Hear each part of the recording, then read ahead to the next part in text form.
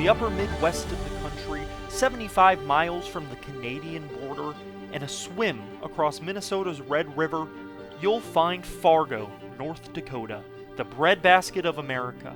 138,500 average Americans working day by day, all united by Bison football.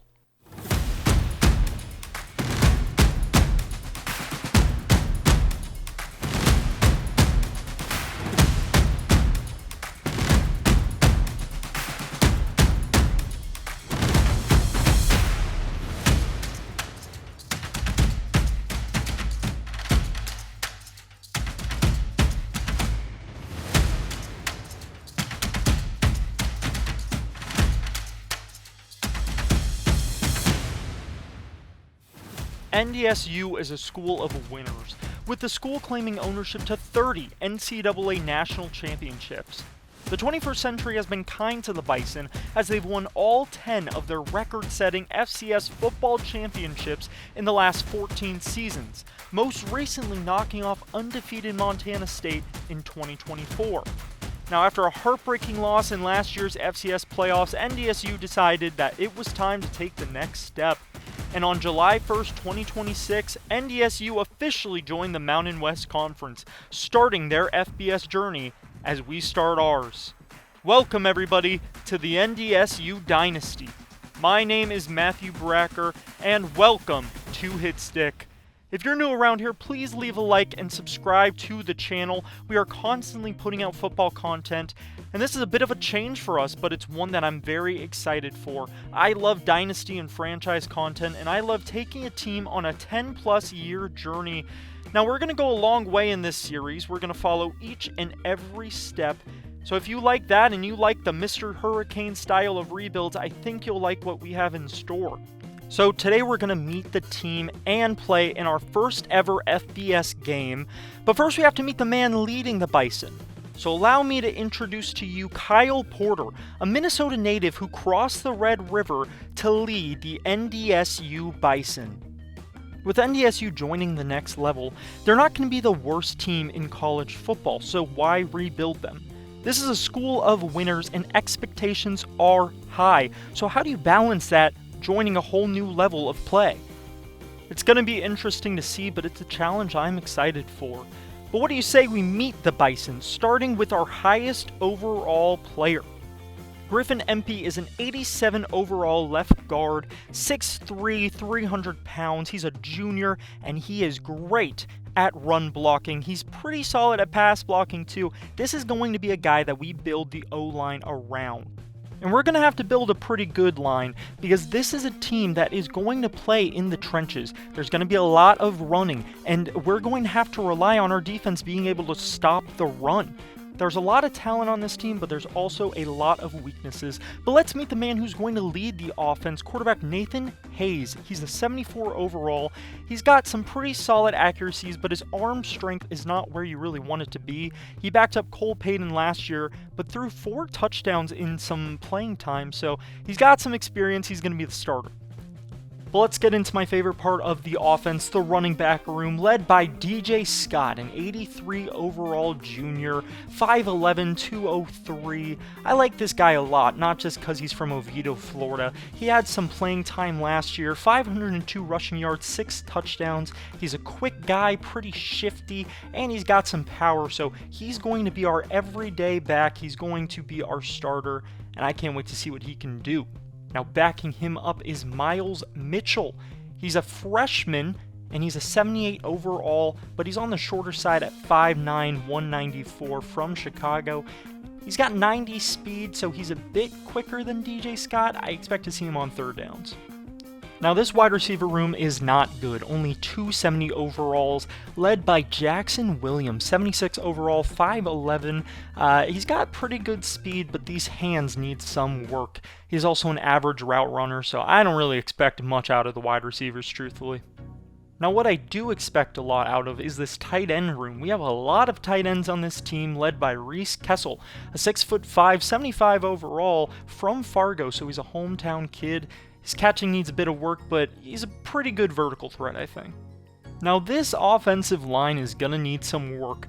Behind MP, our second highest overall is Josh Magan. He's a 78, 6'6", 300 pounds from Minnesota, so he's a big guy. He's better at pass blocking than run blocking, which for us, we probably want it the other way around, but he's serviceable. But let's get into the defense with Matthew Stenbroden. He's a sophomore. He played a little bit for the Bison last year, but at 76 overall, his first full year of starting, I'm going to expect some things out of him. Now, where Matthew has the power, Kelton McCaslin has the speed. 75 overall senior, I'm expecting him to rush the passer pretty well. But let's get into the best position group on the defense at D tackle. We got 4 solid defensive tackles led by Keenan Wilson, a junior defensive tackle at 80 overall from Minnesota, 285 pounds. He's a power rusher, and last year with the Bison, he had 6.5 sacks, so let's hope he can produce the same this season. Now let's talk about the guys patrolling the middle of the field at linebacker, starting with Donovan Woolen, a 78 overall junior who last year for the Bison had 3 interceptions. He's pretty good in the middle of the field. Let's hope he can keep it up this year. Next to him is Keith Williams, a junior linebacker, 78 overall, and he complements him pretty well. He's an average pass coverage guy, but he's really good at run stopping. That's his strength. Now, this might be the weakest group on the entire team, the cornerbacks. There's not a lot of talent to be found here. I'm pretty worried about the state of the secondary. They're led by DJ Volts, who's a transfer from Division II, 6'1", 72 overall. He's a liability in man coverage. He only had 1 pick last year, so let's hope his senior season goes a lot smoother. At the free safety is 72 overall Jalen Crumby, 5'11", he's pretty undersized, and we've kind of capped up his skills, so we need to find a replacement. Alongside him is Darius Givens, a 6'2" hybrid safety out of Minnesota. He's a senior, but he's a quick guy. Last year he had 2 picks. He is the best of our secondary for sure. Now, even though NDSU is new to the Mountain West, we have some preseason All-Americans to talk about. MP at left guard got picked for the first team, as well as Matthew Stenbroden. On the second team, both of our running backs got the nod, as well as Reese Kessel at tight end. And for the defense, 5 players got nominated to the second team, so I'm expecting big things from them. Not only are we going to focus on NDSU in this dynasty, we're going to look at the college football landscape as a whole, starting with this preseason top 25. Ohio State, Oregon, and Notre Dame in the top 3. Indiana at 5 after their championship win. Now here's the brand new addition to Dynasty, the Dynasty Blueprint. Every team starts off with some Dynasty points. As you can see, we have 435. In the preseason, we can look at our facilities, but I'm not going to change anything. Season health usage is pretty important. You can also pick your support staff members in the preseason. There's a lot of good options here. Dynasty point increased, some discounts on next season's group of staff, but truthfully, I'm not going to pick up anyone. I think it's too important right now to save and use these points for recruiting. Now let's take a look at coach abilities for the first time in our dynasty. Kyle Porter is a recruiter, and having a senior quarterback, we need to look at some freshmen, so we are going to upgrade that branch first. Let's take a look at our team grades here. F for championship contender and program tradition. I feel like they should kind of count in the 10 FCS championships, but that's fine. Pro potential. This is interesting because we have had more than one player get drafted to the NFL. Cole Payton, Bryce Lance, Gray Zabel in the first round a couple years ago, Christian Watson, Trey Lance a couple years ago, but I'm sure 49er fans don't want to remember that. We have B- for conference grade, so that's pretty solid. Our athletic facilities, we need to figure that out.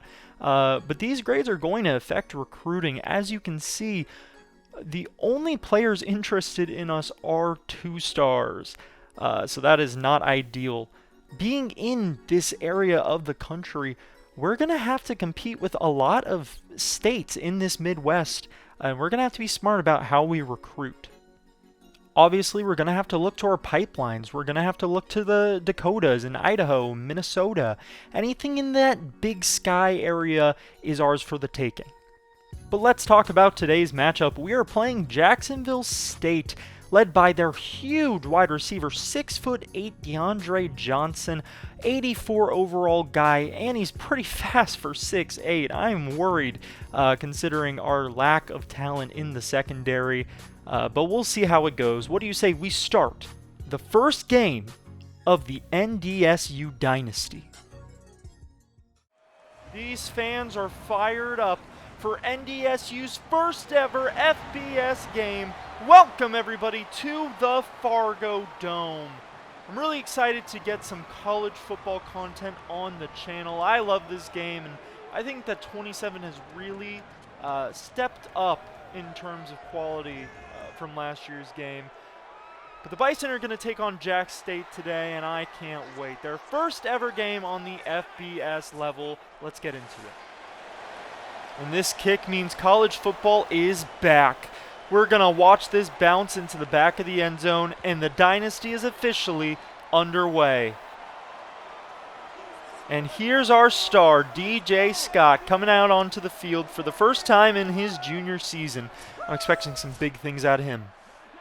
And here's our quarterback, Nathan Hayes, taking the first snap of the Dynasty, but he's going to be drilled, and that ball is incomplete.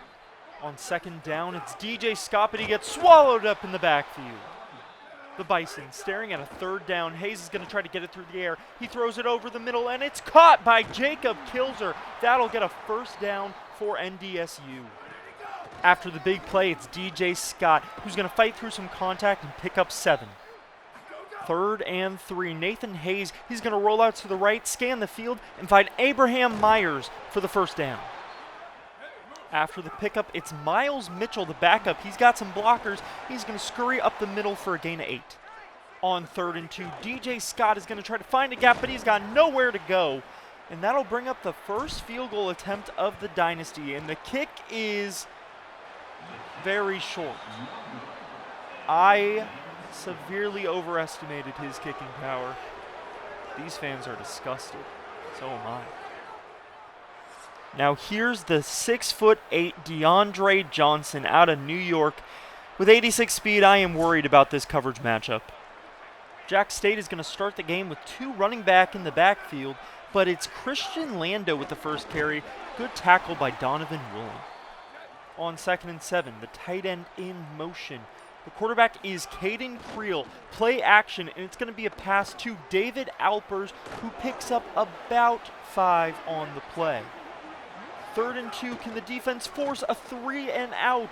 Edie's going to make the tackle, and he misses! Jamil Williams is going to go all the way! It was never going to be a 3 and out. It was a 3 and done. Oh, Jax State, they go up 6-0 on us. And that is an awful start to the Dynasty. Let's look at it again. A little pass out to the flat was all he needed as Talon Edie tried to make the highlight play but came up just short. That's what you get for trying to be a hero, and he takes it for the big touchdown. Terrible start. After the big play, DJ Scott takes the handoff, and this offensive line is a liability. 3rd and 10 now. Hayes is going to try to get it through the air, and Kessel is not even looking at the ball. NDSU goes 3 and out. On 2nd and 6, Ronell Johnson gets the ball, and Edie, you got to give up these diving tackles. It's not your thing. On 1st and 10, play action to Creel on the flats, and Volts wraps him up after a gain of 7. On 3rd and 3, Creel is going to get it out to DeAndre Johnson, and he makes Vols touch grass. He's finally brought down at the 18. The play action pass goes to Jamil Williams, and they're in 1st and goal. On 2nd and goal now, Creel gets it to the tight end on the flat, but McCaslin does a great job disengaging and wrapping him up. And that'll take us to the end of the first quarter. We're doing pretty good on run defense, but our secondary needs some work. On 3rd and goal, Creel is going to look to find his favorite target, Alpers, on the flats, but it's cornerback E.J. Davis making the touchdown-saving tackle and holding them to just 3. All right, let's do what we do best. Toss out to DJ Scott, and he's got one defender in front of him and puts him on skates. He gets brought down after a pickup of 18. What a good run. Finally, something goes right for the Bison. After the big play, Play action. Hayes rolling out to the left and finds his guy Myers for a pickup of about 8. On 2nd and 2, we'll give it to the backup Mitchell, who finds his gap up the middle of the D-line and gets a pretty nice pickup. There's a role for Mitchell on this offense, even though DJ Scott is a really talented back. And you can see it right here, but the O-line just giving him nothing. On 3rd and 7, Hayes tries to get it out, but he gets drilled, and NDSU is going to have to punt. First play of the drive for the Gamecocks. Christian Lando gets it on the sweep. Stenbroughton tries to make a dive, and the blockers do a tremendous job, and Lando has no one in front of him. 80-yard touchdown for Jack State on the first play of the drive. Jack State is going to go up 17-0. It is all going wrong for NDSU in their first ever FBS game. Once Lando got past Stenbroughton, there was no catching him. This is getting ugly. We got to make a play fast. Hayes, he's going to try to get it out to the wide receiver Collins, but he just can't get going. Incomplete. 3rd and 10 now for the Bison, and Collins is finally going to catch it and fall forward for the first. There you go. Now Hayes on the speed option, tries to get it to Scott, and he gets wrapped up for the loss of 5. Nothing is going right for Scott right now, so Hayes will take it through the air, and Collins will pick up about 7 on the play. On 3rd and 8, Hayes drifting to the left, and he gets sandwiched in the backfield. This O-line is a liability. Gamecocks take over. Lando is wrapped up by McCaslin. Great tackle. On 3rd and 6, trying to get off the field. Creel, where is Williams going? He misses a tackle bad, and they get the first. 2nd and 6, play action. He's rolling out to the right, and he's going to scramble for a big pickup. We just can't do anything right now. After the big play, Creel, he's got time in the pocket and finds his favorite target, Alpers, and he's having a great day so far. On 2nd and 10, they'll go to Lando, but he's wrapped up after a gain of 3. 3rd and 7 now for Jack State, trying to stay alive on 3rd down. He's backing up, and it's McCaslin with the first sack of the NDSU Dynasty. About time. So Jack State tacks on 3, and we're just looking to do something good before the half. Hayes is going to get it out on the drag to Williams, and he gets the first down and gets out of bounds. After that big play, it's 1st and 10. Hayes, he's going to find his tight end, Kestel, and he's going to just miss the first down, so we got to use a timeout. 2nd and 1. They love to do this in a lot of their plays. They love to shift formations before the snap. Hayes is going to roll out to the right. He's looking, and he finds his guy, Kilzer, for the big pickup of 24. That's what we need. 1st and 10. Hayes doesn't see anyone. He goes up the middle of the field and gets in good position for the field goal. A shot at redemption here for our kicker. Oh, God. That one was on me. Ah, jeez. NDSU enters halftime, down 20, scoreless. It's going to take a lot to overcome this one. But let's get to the new halftime show in College Football 27. I like this. You can see a lot more around, the country and the state of college football. North Carolina beats TCU 34-20. Some games in progress right now. Looks like NC State is up against Virginia. UNLV up 10 against Memphis. That's important for us. You play in College Football 27? If you are, let me know down below if you like it, if you think it's an improvement over 26. I personally do. I played the beta, and there's a lot to like. But if you're new to the channel, please leave a like and subscribe. We got a lot of college football content coming soon. We're really excited about it. We got to stop this guy, Christian Lando. He's the player of the half. 85 rushing yards on 4 attempts and a touchdown.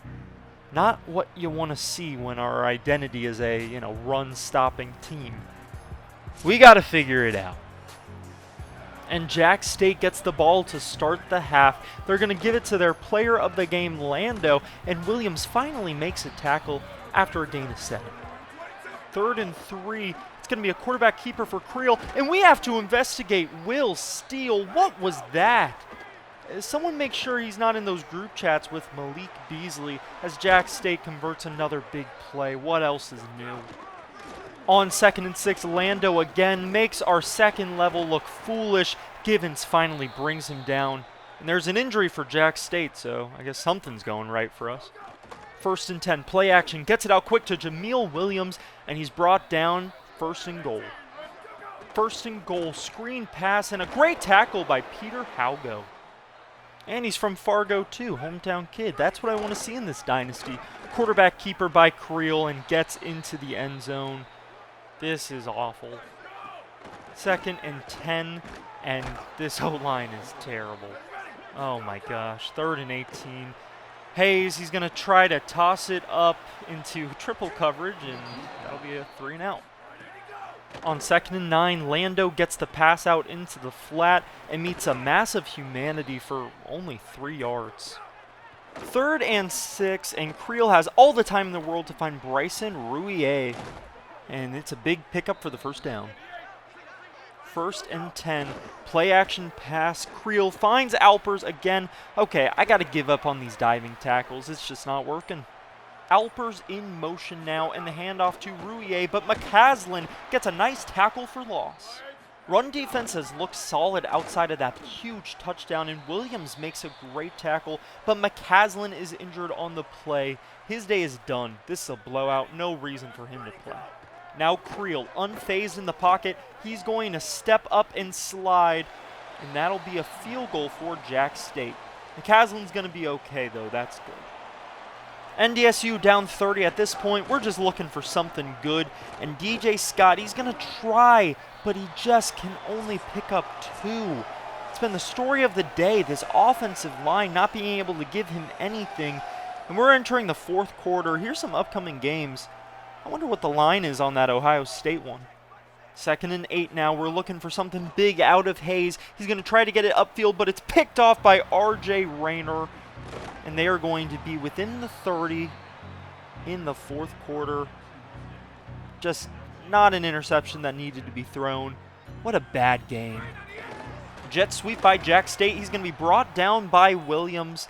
And it's 2nd and 13. Creel looking to set up the screen. He gets hit by Stenbrod. And so something goes right. And how did you get back on the field? I thought I took you out. Well, it's 3rd and 10. And Haugo makes a tackle to keep them to just 3. Now at this point I would put the backups in, but come on, it's game 1. I got to give you guys something. And DJ Scott, he's going to get up the middle for a gain of 15. There we go. 2nd and 8 now, shifting formation. Hayes, he's going to drop back, try to find a guy. He steps up and runs it up the middle. He's pretty mobile. He's not the best, but he's pretty mobile. It's 3rd and inches. Take a look at the left side of the screen. They're pressing our guys. Hayes, he's going to air it out deep to Williams, who has a step on him, and it's caught! Hayes got it right where it needed to go, and he's just short of a touchdown. Our biggest play on offense of the game is a 49-yard pass to Jackson Williams. Hayes showing off a bit of the cannon. It's nice to see, something go right for our offense today. 2nd and goal, a yard away from Pater. DJ Scott gets into the end zone for the 1st touchdown of the NDSU Dynasty. I think it's pretty deserved for it to be Scott. He's been pretty solid all game, even though the O-line hasn't been giving him anything. Why are you guys upset? You're up by 24. Calm down.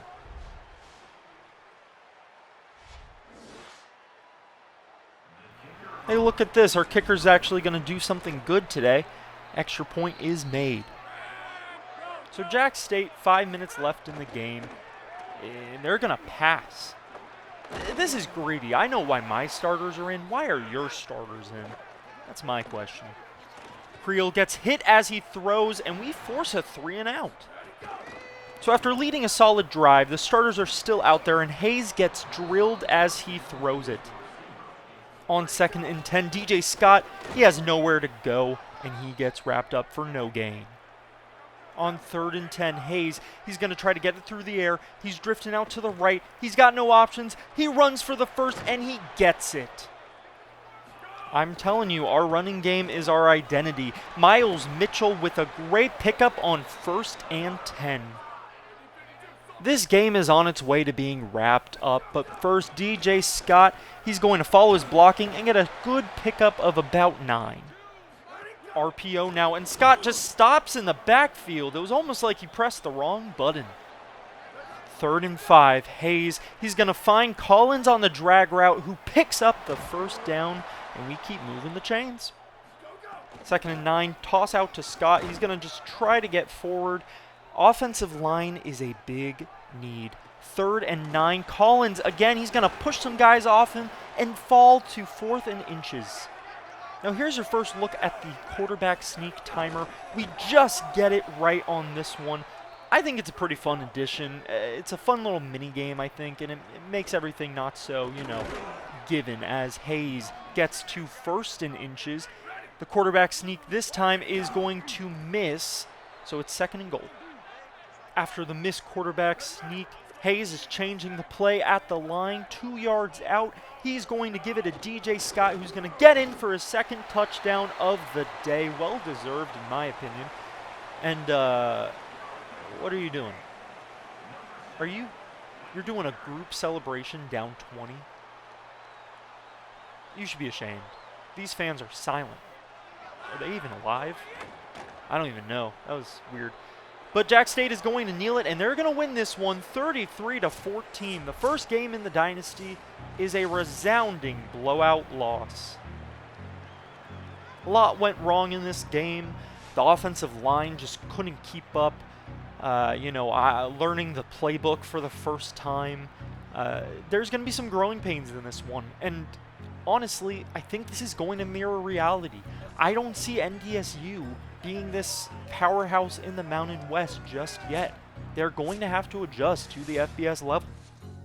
But let's take a look at the stats in this one. Nathan Hayes, 184 yards, 1 interception. He showed some good stuff towards the end, but, DJ Scott only got 44 yards but 2 touchdowns. The wide receiver group just couldn't really get much going today. Couple tackles for EJ Davis here, and a sack for Kelton McCaslin. And that's going to do it for this one. What a bad game. Before we wrap up today's episode, I want to give you a recruiting update here. Colin Ramczyk, he's the first quarterback we're going to really take a look at in this dynasty. He won some NIL. We're going to give him more than he expects because we want to try to really seal the deal with a 3-star quarterback. I think it would be a good starting point in this dynasty. And now Mike Boyette is a right tackle gem. So we're going to try our best to recruit him. Daniel Penny, we're going to extend an offer to him too from North Dakota. We want to get these local guys as much as we can. Now, James Reeves is a running back that I was thinking about recruiting, but with 82 speed, I don't know. I think we can find a faster option. Fullback is also a need for us. I like my fullbacks in my video games, so we're going to recruit this one.